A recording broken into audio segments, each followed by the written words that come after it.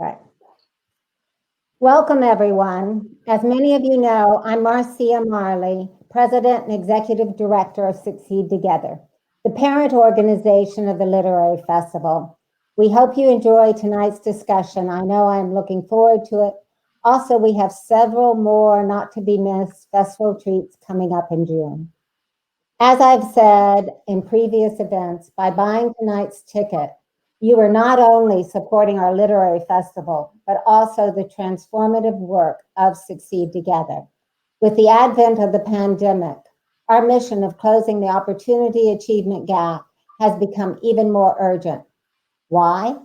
Because many more low-income students are falling further behind as a result of this crisis. In order to meet this increased need, Succeed Together responded quickly as a result of this crisis and put our programs online, and we are offering them free for all students. However, in order to sustain our work, we need funding during this unprecedented disaster. Without additional revenue, our critical summer program designed to stop the summer slide is in jeopardy. Please consider supporting S2G programs by clicking the donate bottom, the one in green. It's easy to click, and thank you for helping out. None of our events or programs would be possible without our generous Literary Festival sponsors, as well as our hardworking and talented volunteers and staff. It is my pleasure to now introduce the person responsible for directing the Literary Festival, as well as Succeed Together's programs, Jackie Moras, who will introduce tonight's moderator and give you a preview of upcoming events. Jackie? Thank you, Marcia. Thank you for joining us this evening. We have some great festival events coming up, including next week, Madeline Miller, the author of Circe. Then we have Maria Russo, author of The Reader. And we're excited to announce that film director and author John Sayles will be in conversation with actor and former Montclair resident Joe Morton, and that is on June 25th. Tonight's book, Apeirogon, is available for purchase through Watch On Booksellers. The link is in the chat to your right. If you have a question, you can click on the Ask a Question bar on the bottom of your screen. We're thrilled today to welcome authors Colum McCann and Garth Hallberg. Garth Hallberg's first novel, City on Fire, was a New York Times and international bestseller and has been translated into 17 languages. He's also the author of a novella, A Field Guide to the North American Family. His stories and essays have appeared in the New York Times, Prairie Schooner, The Guardian, Best New American Voices, and Granta, which in 2017 named him one of the best of young American novelists. He lives in Montclair with his wife and children. Welcome. Thanks, Jackie. And I think I have the honor of introducing our featured author tonight, Colum McCann. And I'm winging this even for me, a little more than usual, even for me, because this was originally scheduled for March 12th, right before the shutdown. But in going back to write this introduction, I was remembering Christmas of 2010, when I was somewhat giddy with the feeling of having nearly completed a draft, 3 years in the making, of a long novel about New York City in the bad old days of the 1970s. And a friend came up to me at our Christmas party and asked me if I'd read this book, Let the Great World Spin. What's it about? I asked. New York City in the bad old days of the 1970s, she said. And for a minute, my festive mood went out the window. This is a familiar feeling to writers. You start out a book with a sense, in part, that if you don't get down what you're seeing, no one else will ever see it. In this case, I thought I had seen in the ruins of mid-70s New York a kind of mirror for our own post-September 11th, post-financial crisis age. And a bit later, when I braced myself and read Let the Great World Spin, I saw that Colum McCann had too. That the organized complexity and pure poetry of a near chaos of discrete points of view under intense pressure. Worse, he'd won a National Book Award doing it. And yet something in McCann's passion and brio and in the singularity of his own vision relieved my worry too. Like Sinatra, like Philip Petit, the wire walker around whom the spun world revolved, McCann was doing New York his way, freeing me to do it mine. Later, I would see my students at Fordham University grapple with the diversity of characters McCann puts on the page in this novel. And I would remember too, having sat in a Brooklyn garden a few years earlier, hearing McCann persuasively inhabit the gay Russian dancer Rudolf Nureyev, and hearing the critic John Leonard rave about the book Zoli, a novel about a Roma girl.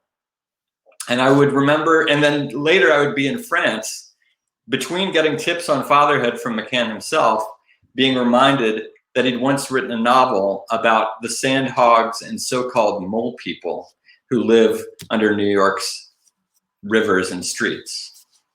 Colum McCann's interest in the lives of other people is an unforgettable fire, or better yet, a high wire walk, a thing of danger and sometimes comedy and frequent beauty.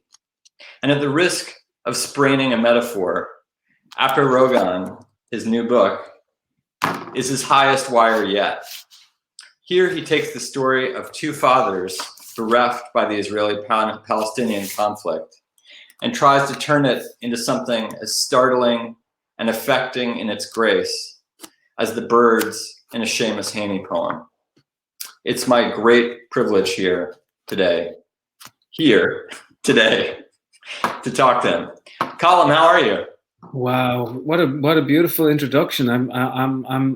Yeah, thank you so much. I'm doing well. How are you? I'm doing just fine. That was written with my kids crawling all over me like the human jungle gym today. Just trying to thank do you. So let's get into the novel. I read it in a kind of white hot sprint right before we were supposed to talk 3 months ago, which is sort of my practice. So it was like really fresh in my mind at the time. And interestingly, I had to kind of go back and refamiliarize myself. And there's a certain passage that really stuck with me that I think much more efficiently than I could gets both at what the book is doing and how it's trying to do it. And so I was wondering if you could start us off with just a short reading today. And I don't know what it is that the passage is, just so you know. So it's from section 68. Okay. And I think it starts on page 34. It's Okay. 34 on the galley. And it's the paragraph that starts below him on the slope. Okay. About the being on the back of the kids. Oh yeah. Okay. And if you could go from below him on the slope to the end of the section, I think that would set us up nicely. Okay. Wow. See, this was nice, Garth. I'm glad we did it this way because I didn't know what you wanted me to read. We said that you, and can I just tell everybody that I'm an enormous fan of your work, and if I could write an introduction like that, I would do so immediately for everything that I feel about you and what you do and how you engage and what you engage with, and how sort of like in such an extraordinarily deep, graceful way that you write. So it's a real pleasure for me to be, here. Also, hello to New Jersey. I'm in Long Island. I live in New York. I'm from Ireland. I feel like I'm in New Jersey anyway. It's a meld of all these things. I'm dying to get out there, and so when all this blows over and when it's all reset, we shall. We'll all meet, but I really thank you for coming online and doing this. So I'm going to read this passage, which will probably take about 2 minutes,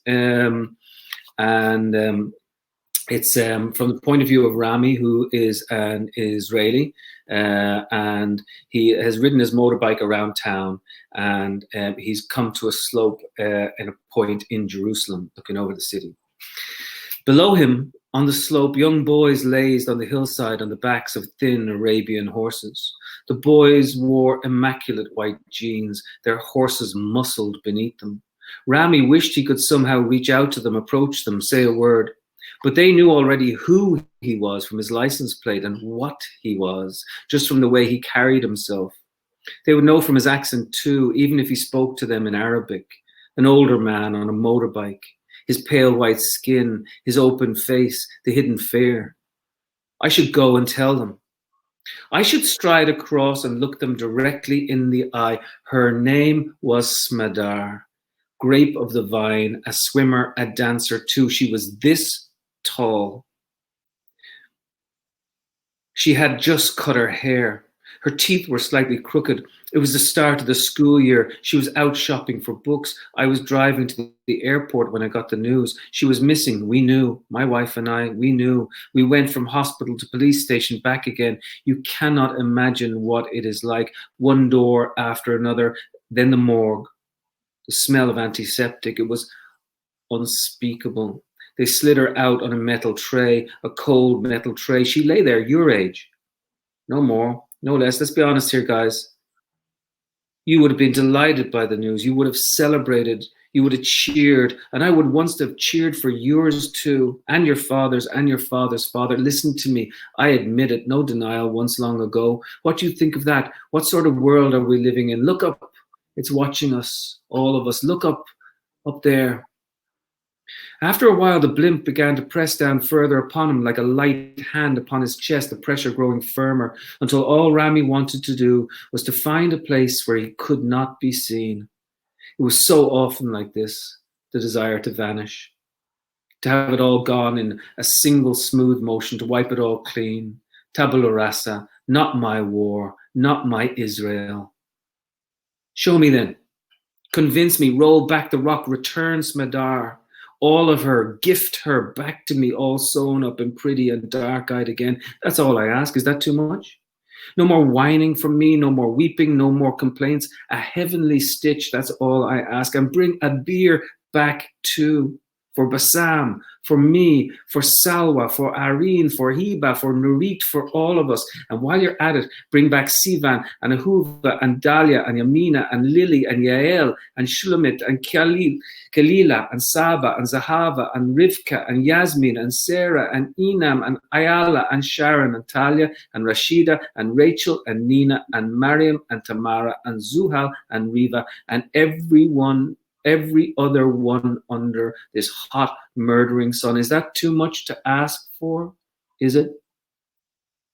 And he felt the bike galloping underneath him as he drove back to his house. And he sat in his office, closed the curtains, and rearranged the photographs on his desk.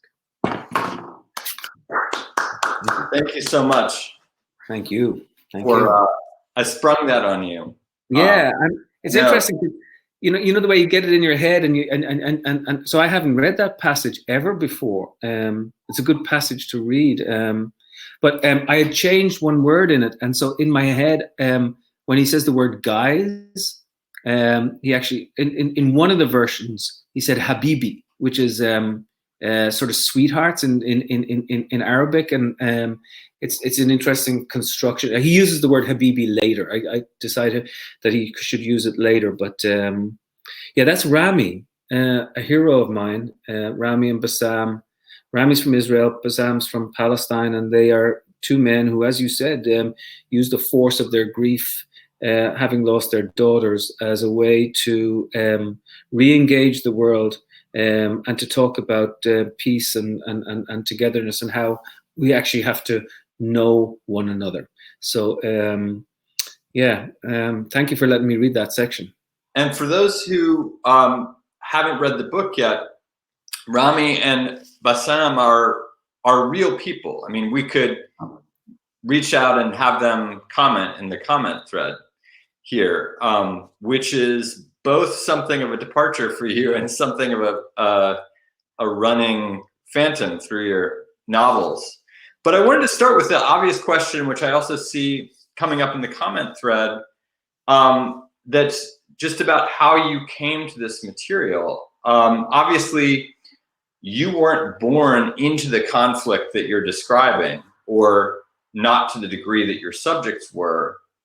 Yet I thought there was a kind of subterranean suggestion in the book that the conflict you were born into the middle of as an Irishman, as well as a great tradition of poetry that you were born into, has some kind of affinity or resonance in your heart with what's going on in the Middle East. So can you just tell us a little bit about whether, you know, this has been on your mind for decades, or whether you met these guys and you thought, I have to do this, or how did that all come about? There's so much to this question, Garth, and so I'll try to put it as easily as possible. You know, we write towards our obsessions, and I had just finished a novel called Transatlantic, which was mostly about the Irish peace process, and some of it was about Senator George Mitchell and his engagement with Northern Ireland. And I got to know Senator Mitchell pretty well. And Senator Mitchell had been sent under the Obama administration to the Middle East as special envoy to the Middle East. And one night we were talking together, and he said to me, "You think Ireland was complicated? You know, try the Middle East." And a part of me rung this bell in the back of my head, thinking, I've never understood that place.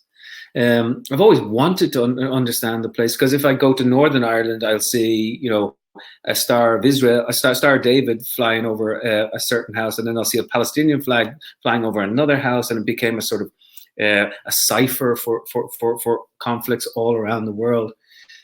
And cut a long story short, I'm the co-founder and president of an organization called Narrative 4, which brings young people together from around the world to step into one another's shoes.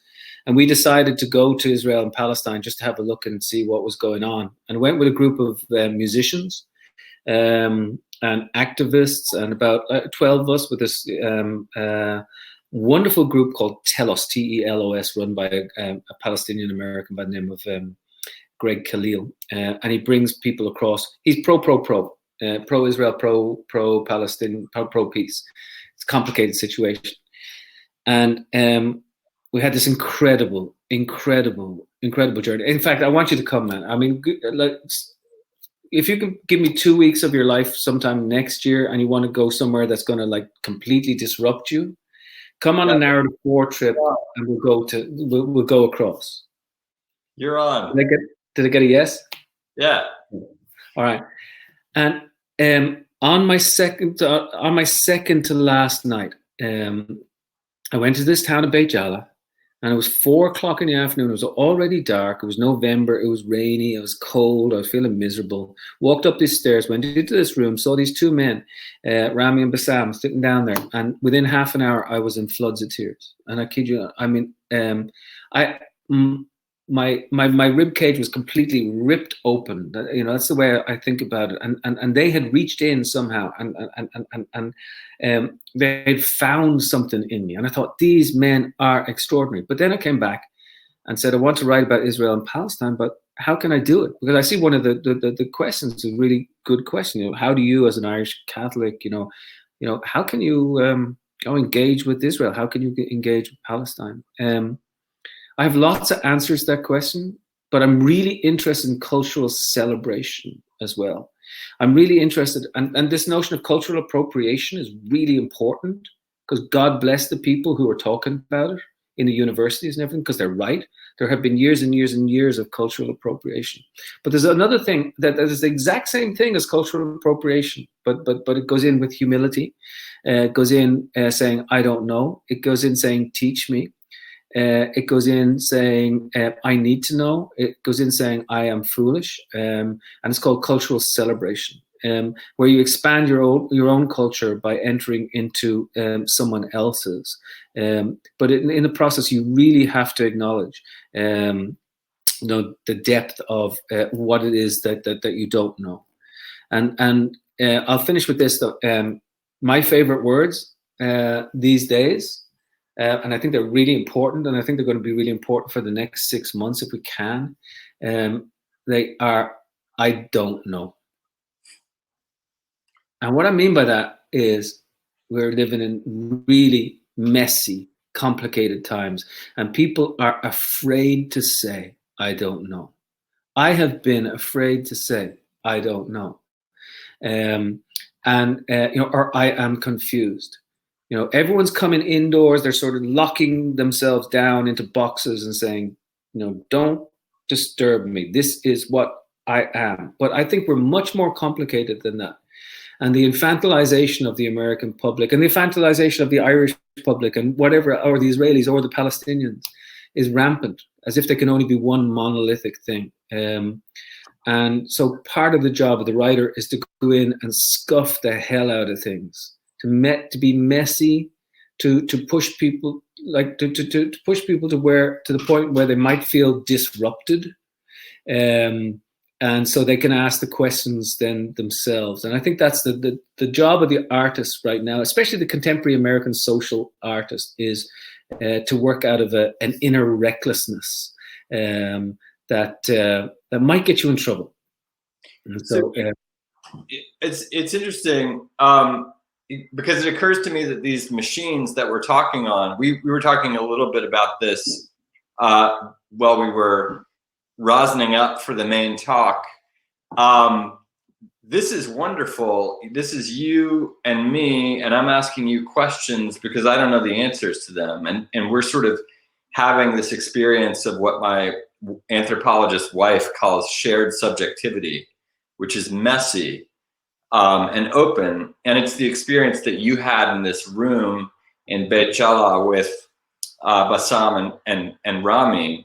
And then meanwhile, we're on this machine where I can open up a couple of tabs and very quickly convince myself that I know by surrounding myself with people who have convinced themselves that they know. So there's this interesting tension there.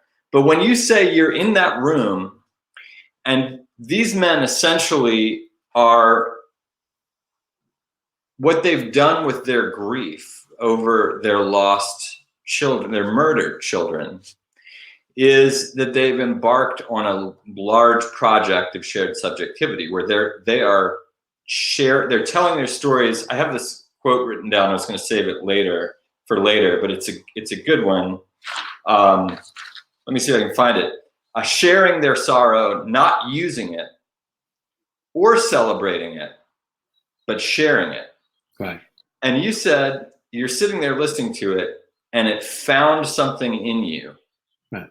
And I suspect, I'm having this intuition that the thing that it found in you is not an abstraction about like the Israeli-Palestinian conflict, that it has to be something more personal and kind of individual. Can you just talk a little bit about what you think that was? I don't know. I honestly don't know what it was. And I don't know why I was so deeply attracted to this. I mean, I've never lost a child, and God forbid, touch wood, I never will. But these men, when they spoke, they opened up. I mean, I thought I was in the presence of people who were as powerful to me as Gandhi, as Martin Luther King, as any who's the wonderful Indian writer? Why is her name just gone from me? She's extraordinary. God of Small Things. Yeah, she's amazing. They were as powerful to me as she happens to be.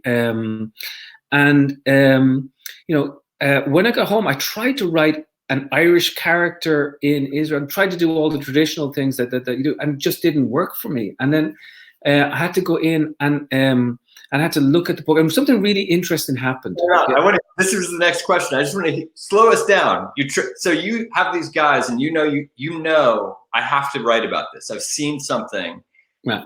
So walk us through the different things you tried. I'm really curious about this. Yeah, because at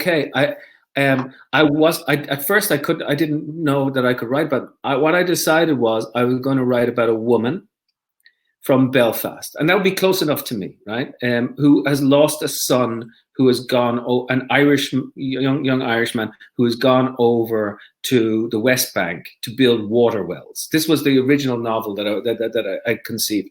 I spent the best part of 6 months on that novel, and guess what? It was good. It was fine. but I hated it. It just didn't feel right. I was like, shit, I'm gonna have to give this up. I can't do this anymore. And so one evening I was talking to the co-founder of Narrative 4, Lisa Consiglio, and I said, I'm giving up my Israel-Palestine novel. And she said, why? And I said, well, because I can't get it. It just doesn't feel honest, doesn't feel true. And she said, well, what was it about Israel and Palestine that really grabbed you? And I said, well, of course, you were there. It was like, it was Rami and Bassam. And she said to me, well, why don't you write about Rami and Bassam? And I was like, I can't write about Rami and Bassam. I have no right to write about Rami and And then I started to think about it. It's like, okay, well, what if? And then almost like within a day or 2 days, I remembered the word Apeirogon. I started, charting all these things that were around. I knew it was going to be a fractured novel. I knew I was going to try and engage the confusion of what's going on. And just for readers, I'm going to ask readers who haven't read it or to give it a little chance, because it is initially sort of deliberately kind of confusing. It goes off, it sprays off in like all sorts of different directions.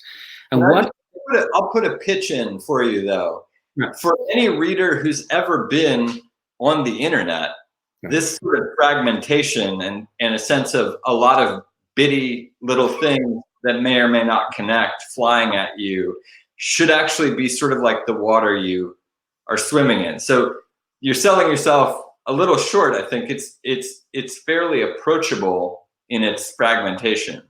Yeah, well, thank you.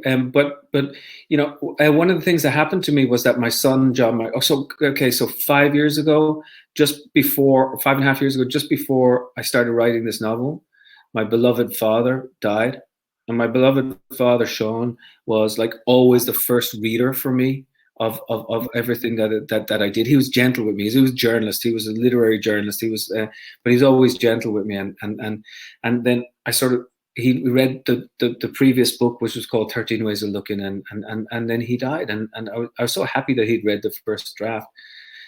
But then my son, John Michael, who's a very strong reader, came to me like about a year into the first draft of this novel. He said, Dad, can I read this novel that you're working on? And I was like, oh my gosh, my father, my son, me. Now these roles are reversed, and I gave it to him. And the first thing he said was, Dad, like these first 30 pages are so confusing, but I understand what you're doing, because I surrendered myself to the confusion. And that's what I wanted, exactly what I wanted the reader to do. Forget about the facts, forget about the figures, area C, area B, area A, and get to the emotional core of the thing. So to allow and acknowledge the confusion, which is part of my own confusion still about, what is going on over there. And I think confusion, the acknowledgement of confusion, is an important thing these days. So, and is this your son who's the musician? He's not a musician. He kind of looks like a musician, but yeah. He wears the funky hats, and he like rides a unicycle and stuff like that. And but both my boys are kind of fantastic in that way, and my daughter too. So it's kind of nice to think about them being engaged. But it's interesting. So my daughter has never read any of my work, which is great. It's like I acknowledge that, and I think it's a good thing. Whereas my son has read nearly all of it. Now you're at the age, you've got a 10-year-old. Yeah. So they haven't read you yet. No. I know. How do you feel about this? What's going to happen? I'll tell you about it when we go to the Middle East together. My dad was a novelist, so I've been on both ends of this. Right. Right. And I'm intrigued by what you said about wanting a gentle first reader, because there are writers who want to be punched in the face. I'm not one of them. I'm like, let's have a strong bond of trust, and then ease me into it. So let's talk a little bit more about the form of the novel, in part because it might still not be clear to anyone who's just getting it from the description how it's built. Right. The book is in, by my count, 1,001 numbered. I don't want to call them vignettes, but they're sort of cantos. Canto, of course. It's in 1,001 cantos, and not only are they, you could sort of liken it to, at various times I thought of Renata Adler's book Speedboat, Elizabeth Hardwick's Sleepless Nights, Fernando Pessoa's Book of Disquiet, Walter Benjamin's Arcades Project, and also an old-fashioned thing called a commonplace book, where you write down like little quotes and little ideas. And so they're in these vignettes that they're not linear. Like they're not like, generally they don't stick with one character for more than one vignette at a time. So there's a kind of looping quality, and they're not moving straight forward in time. They're more flocking around something or circling around something. And one of the you talked about how there's and the other thing to say is that some of them it's like concrete things. Like some of them are actual anecdotes about things that have to do with, Senator John Kerry sitting in his office thinking about the Middle East conflict. And some of them are like John Cage, the composer, in an elevator in Albany, New York, listening to Muzak and getting the idea for his famous piece, 4 minutes and 33 seconds. So there's Rami and Bassam's real lives, there's history, there's poetry, all of these things sort of layered together. But it does also make a story. So you talked about that sort of mimicking some of your confusion, but it also seems to me to be a way in somehow to writing about real people. Right. To not sort of have the arrogance, as it were, to kind of assume their stories and their voices and pretend they're yours, but to kind of give them a field of play of their own. So you said the form came early. I mean, were you conscious of it as a way of navigating the ethical and moral kind of pitfalls of this audacious thing you were doing? It's a beautifully put question. And I think that we can admit, or certainly I can admit, that sometimes the novelist just doesn't know what she is or he is doing. Sometimes it's never admit that. Sometimes you're just like that, you're just like the musician who's going into the studio, and you got a saxophone and you got a guitarist coming in, and you have somebody who's going to play a tambourine, and you have somebody coming in, play the spoons, and you're looking and you're looking and you're looking and you're searching for music, and I think it's honest to say that we are not as smart as people think we are. We become smart when we get read. We become smart when people pick up the book and then expand the book elsewhere. And one of the only smart thing that I think I can do is allow that smartness to happen. So my job as a writer is to write it in such a way that it does not become didactic, that it does not tell you how to feel, and that I'm operating on a sort of music. As a conductor, for the first time in my life, I honestly felt that I was being a conductor. And I know it's weird. I kind of hate it when novelists talk about it, but I didn't know where a lot of this stuff was coming from. I really did not know. I was just like, okay, go violin, and like come in piano, and whoever that weird person is at the back of the hall, come in and join in too. And oh my gosh, somebody just came in over my shoulder, and so I started gathering all these fragments, but trying really hard to work on music and contrapuntal elements as well too. Now I don't know a whole lot about music, but I do feel music, and I actually didn't even know that I had a novel until a long way into it. And I didn't even know who the narrator was.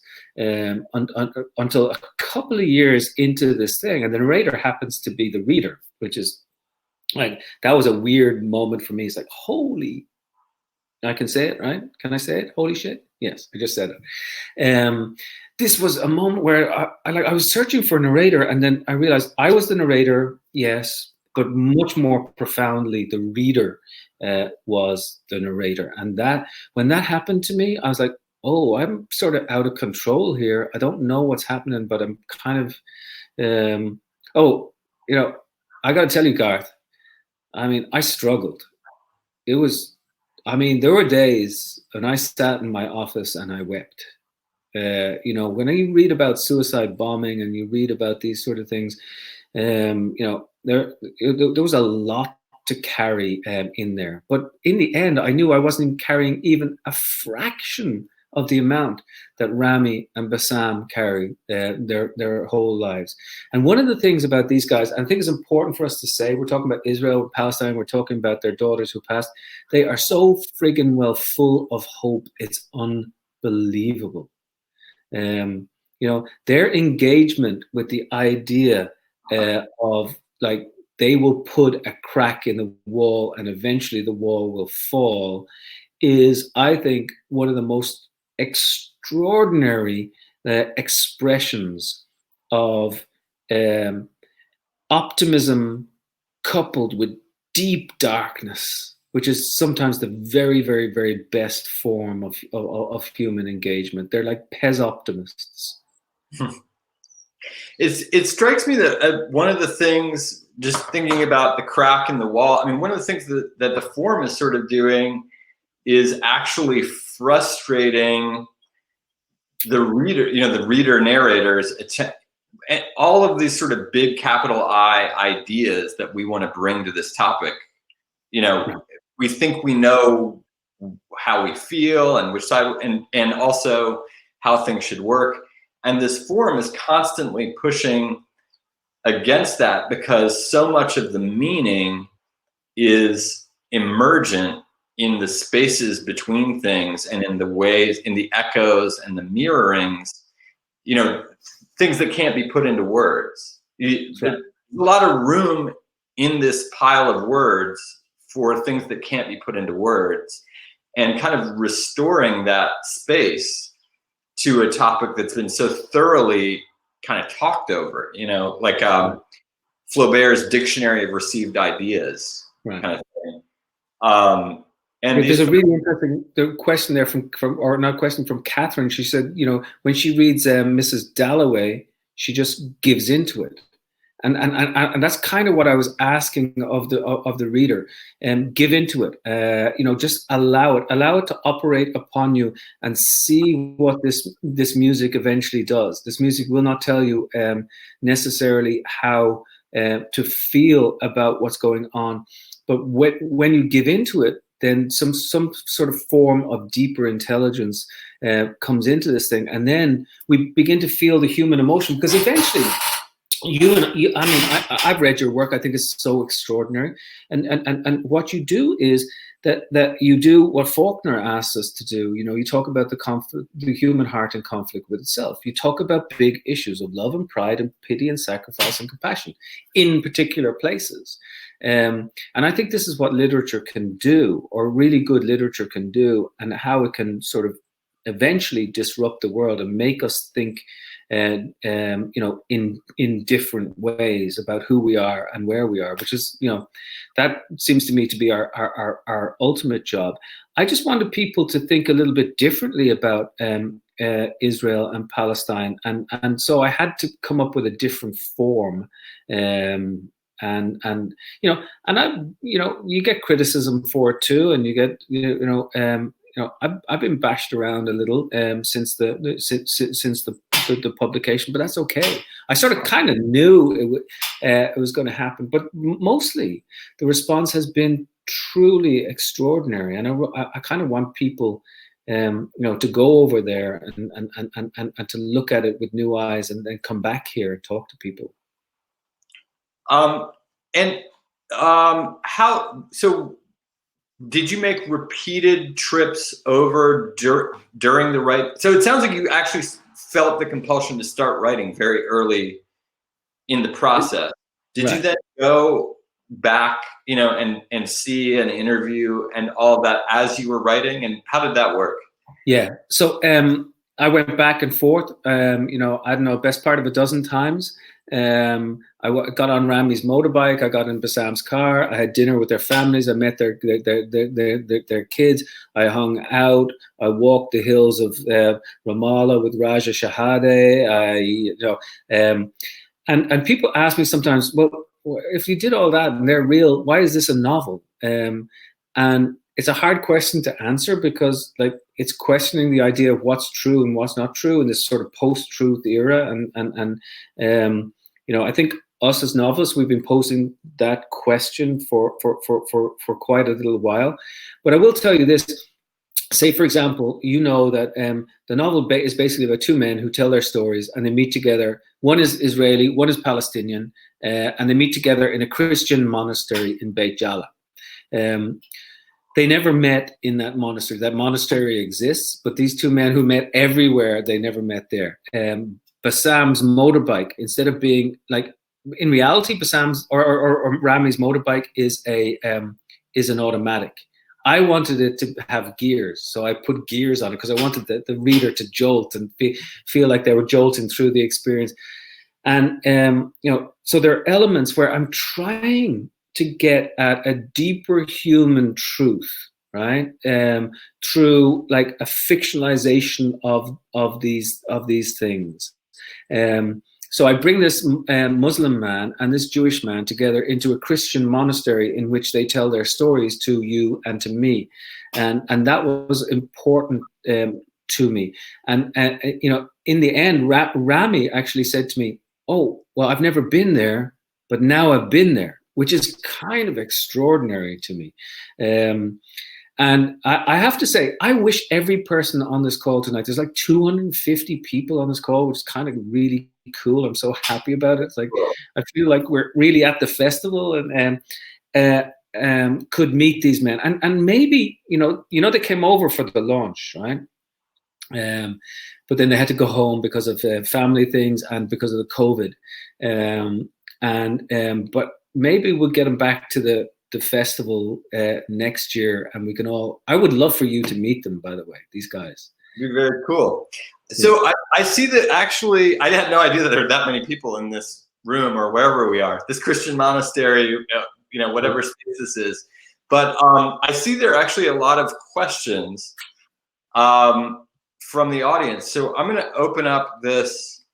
I saw one that was really intriguing to me, maybe just because I'm a writer, but Linda asks, with the unusual structure, how was the editing process? Did the book go to print just as you wrote it? Or sorry, this question's now disappeared. Did it go to print as it was written? Did you trust anyone to work on it after you wrote it?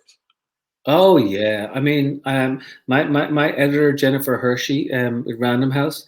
I mean, I sat with her, over the course of like 4.5 years. I would have meetings with her. I said, "You're going to hate me, I'm going to write a novel about Israel Palestine." And she's like, "Okay." And then I said, "I'm going to call it Apeirogon." And she's like, "What is a paragon?" I said, "A paragon is a shape with a countably infinite number of sides." She's like, "Okay." But she trusts me. She worked with me from Let the Great World Spin onwards. And so I trust her.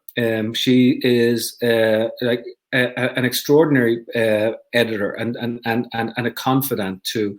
And then I worked with other people too. I worked with a German editor. I worked with an English editor. I worked with a French editor. And then my son was really important and all that. So, and then I had to give it to Israelis. I had to give it to Palestinians. I had to give it to the experts. You should have seen the fights over some of the sections. Some people saying, that section is perfect. And then the next person saying, that's absurd, and juggling all of these things. I felt like Philippe Petit, I had to be a tightrope walker in all of this. But the interesting thing to me, Garth, is that if I look at what I wrote 4.5 years ago, the very beginning of the novel is almost the same. So I wrote it until I wanted to be on a journey. So that's the tension for me. The tension for me is, how the hell am I going to get to the end? That's the thing I'm thinking. How am I going to bring these things together? And I always go pretty slowly. So it's not as if I wrote big blobs and then chopped it up and then put it down and like let it collapse. No, it was much more, and I was terrified as I went along, saying, I don't know what's going to come next. And some mornings I would wake up, man, I don't know if you've had this. I'm sure you have. You ever wake up and you say, how the hell did I write that yesterday? If only you knew. That's the feeling you're actually working toward, I think. Yeah. There's the idea of 400 years ago, the proof of the existence of God was like, how can I, a limited person, conceive of the infinite? Like, if you ever have that feeling of like, to put it the other way, if you wrote something that seems exactly like something you would write, you're probably doing it wrong. Right. A lot of the questions, we have a number of questions about the reception of the book in Israel and in the Middle East more generally, including, so we have, how has it been received? And also, did you receive any hate mail or threats? Yeah. Because of what you show in the book? And then some questions about how Rami and Bassam themselves responded to it. So just general reception questions, sending this thing into that fraught environment. Yeah, it's really interesting. I mean, I have to say that the vast majority of the reception has been sort of extraordinary. And that's really important to say, because some of the other stuff is vitriolic, and like some of the stuff that can be so left wing is right wing, or so right wing is left wing, is just, it happens there, and it sort of, it comes in and it, I've been called all sorts of things. I got called anti-Israeli, anti-Palestinian, anti-Semitic, and really, I hope that I am none of those. But I welcome all of this stuff, and I'm learning to practice a sort of intellectual aikido. So it's like this stuff is coming at you, and you sort of, and you sort of take it in, because the vast majority of people, and I know this, the vast majority of people are prepared to accept the messiness. And this is one of the things that we have to do as a culture, whether we be teachers, whether we be politicians, whether we be journalists, whether we be artists, writers, whatever, to acknowledge that sort of, that Whitman-esque, I am large, I contain multitudes. If we can do that, we're going to be in such a better place. We're not so red, we're not so blue, we're much more purple. I'm far more interested in getting into a proper debate where I don't have to win anymore. A lot of the bad stuff was about, I need to win this argument against you, and then you just let them win. Let them win, because they don't win in the end when they when they try to overwhelm you. So yeah, there's been some hate mail and some things thrown my way, but nothing in comparison to the fantastic stuff. Now, what did the two men think about the novel? Rami read it. I gave it to them all the way along. They pretended that they read it. They hadn't read it because it was really difficult for them. But then Rami read it just as it was published, and he was extraordinarily generous and kind to me. He said that I'd gotten into his head. And this is weird, but I shouldn't say this, but he called it. He thinks it's a masterpiece, and that was so nice of him to say. Bassam hasn't read it, and Bassam will not read it because it's too painful for him to read it. And in a certain way, that's an incredible compliment to me, in the sense that he reads all the journalism that's written about him and watches all the films, but this sort of got in a different way. But they're my best friends. I mean, we're going to travel together. We're going to raise money for these different foundations, and I will forever be tied with them. They are the most extraordinary human beings that I know. It would have broken my heart if they didn't like it, but somehow they did. Have I gone to Israel and Palestine to discuss the book? There will be an Arabic translation, and even though all my other books have been published in Hebrew, there's not yet a Hebrew translation, which is that is kind special. of a head worker. Yeah, which is but I think somebody's going to come along and be brave enough to publish it. But these questions that the book brings up are difficult right now. I mean, it's a pretty charged political environment over there. Can I say, very important, incredible people and the generosity that I met in Israel and in Palestine, like, come into my house. Can I feed you? Can I, tell me? Like these people, and intellectually curious. And if you talk about creative capital, that part of the world is the richest part of the world. And what Rami and Bassam say is, if we don't know each other above ground, we will end up knowing each other below ground. So let's know each other above ground, which is, I think, is a powerful thing. And how do I pronounce the book? It's Apeirogon. Some people say Apeirogon. They might be right too. And there's two ways to say it. There are two more questions that I'd like to get to. Uh-huh. The last of them is from my mother. Yes. So the first one is like a lightning round because I want to make sure we get to my mother's question. But I noticed a cluster of questions about the title. Can you just elaborate a little bit on what Apeirogon means and what it means to you and why it's the title of the novel? You know what? In the short term, as I discussed with my editors and my publishers, it's a bad title for a novel because nobody knows what the word means.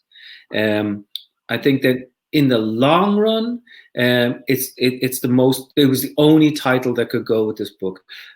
Thank you to Random House. Thank you to Bloomsbury for allowing me to go with this. I fought for it, and some friends of mine fought for it too.